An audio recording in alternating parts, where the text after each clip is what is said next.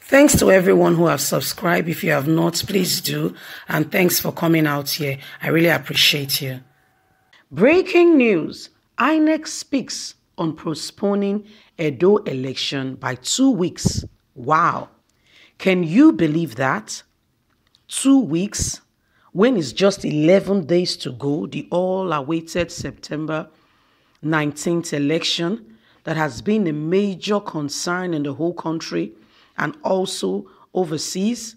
This is unheard of. What could the problem be, and why do they want to postpone this election? I tell you, there is not all, is more than what you see. You see, in this country, there is an adage that says the more you look, the less you see. This is becoming a reality in our day and time. The elections by today count down 11 days to go, and yet postponement is what Inec is talking about.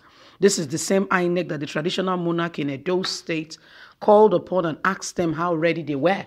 And they were there to give elaborately how prepared they've been in the course of preparation towards this election right from February the 6th when the timetable for the election was released. The chairman of Inec, the Independent National Electoral Commission, was in the Palace of the Oba to say that out of the 14 itemized, listed items they have on the list, they've been able to accompany, they said 10 of that has been ticked off the box, not because the others cannot be ticked off, but because the days for those ones are still a later day. Now they are saying they are thinking about postponing this election by another 2 weeks. We don't know where this is coming from, really, truly. We don't know what the actors behind this intended postponement of this election. Could it be that probably the preparation to act out their plans have not been fully hashed or has been hijacked? Hence, they need time more to perfect what is going on. Anyway, guys, let's get into the news and get all the details. Breaking news. Inec speaks on postponing Edo elections by 2 weeks. The Independent National Electoral Commission, Inec, has reached a remote and rumor plan to postpone the Edo gubernatorial election by 2 weeks due to coronavirus concern. I don't get it. What concerns? It will be recalled that in 2016, the Edo state election were shifted by 2 weeks following concerns of insecurity. However, on Monday, Rotimi Olayekun, chief press secretary to the INEC chairman, disclosed that there was no iota of truth in that report, saying that the election will be held on September the 19th. No, we are not shifting the date. We are in fact going to Benin for the stakeholders meeting and signing of the peace accord next week. The election will be held as scheduled on September the 19th, 2020. The atmosphere in Edo State is tense as the election battle is majorly between the pastor Sage Ize Iyamu of the APC and Governor Gordon Obaseki of the PDP. So we are set, and we don't intend to postpone it.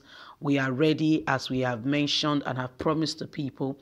We spoke to the Oba of Benin and we told him that there is no concerns, that we have ticked all the boxes and we are ready to go with the elections.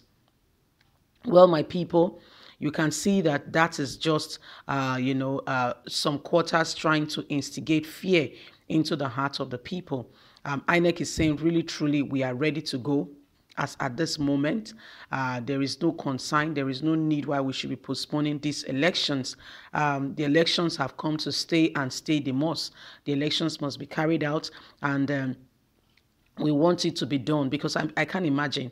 The same INEC said that postponing this election will alter the course of, of the whole process in Edo State, because it is important that this election holds on the normal day. So this is, that would be a total, distrust for the whole process called INEC. I mean, if they are to postpone this election, Nigerians will find it very difficult to even trust, the personality and the agency of INEC, who is supposed to be conducting a credible election in Edo State. They came out telling us that they were ready. All hands are on deck. They've got the security agencies, all consigns with the whole election process. Everything has been put in place. How can you wake up one morning telling us that you are thinking about postponement? Why will you want to postpone the elections?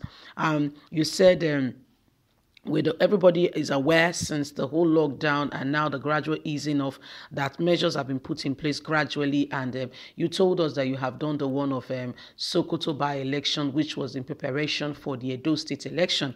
So I want to say, as a matter of fact, this one should not be a consign, because you said what happened there at the by-elections was in preparation for this major election, so that INEC is going to prove to the world that they are ready to conduct a free, fair election, one that Nigerians can be can say indeed that INEC have done well. Nigerians can trust, So this is what we're talking about. How can you wake up one morning and say you're thinking about postponement? That is not reality. So my people, this is what is happening today, as we speak.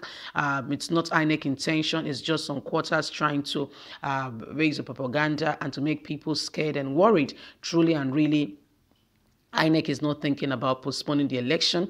The election will be holding 11 days from today. Yes, so 11 days from today, the all-awaited INEC election is exactly 11 days from today. So get ready, get your PVC ready, go out and vote. Vote for the candidate of your choice.